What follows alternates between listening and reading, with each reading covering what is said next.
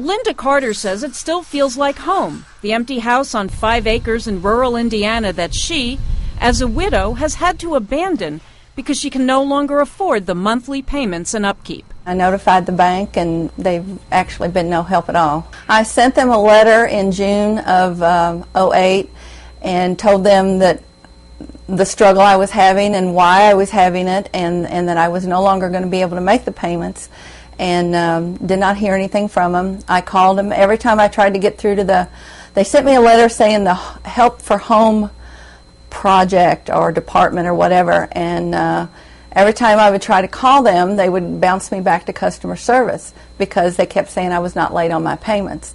So I did not make any payments after the May payment. And finally in July, I was able to get through to the foreclosure department. They transferred me to the consumer counseling that works with them, and we went over my expenses and went over my income and my health and the fact that I'm going to be retiring soon. And the counselor basically told me that she thought I should walk away. I sent another letter to the mortgage company, and after I had missed a couple payments, and told them, you know, that I was going to be moving out, that I couldn't afford to keep the house. I rented a part of a house nearby so that I could try to keep an eye on my property and make sure it didn't get vandalized and all. I'm paying about $750 a month in rent, which counts most of my utilities. I was paying $1,223 in mortgage payments plus all of my utilities and all of my upkeep.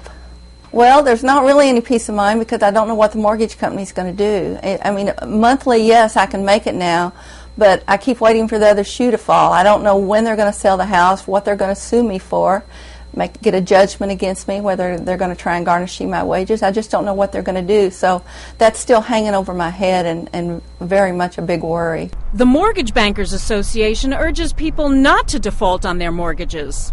It really is putting a stain on these borrowers' credit.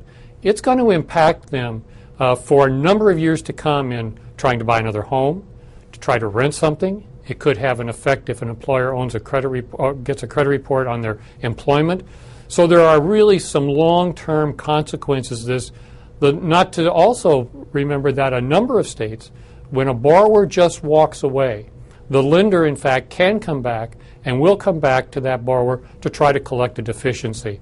So it's something that borrowers really need to understand what the long-term, wide-ranging results and consequences could be of just abandoning their properties. It's not immoral, it's just a bad judgment. It's a very bad judgment on the part of individuals and not to live up to their agreements, but more importantly, not to understand how it's going to affect their lives and the lives of their family over the coming years. That's the most important issue that they really need to consider.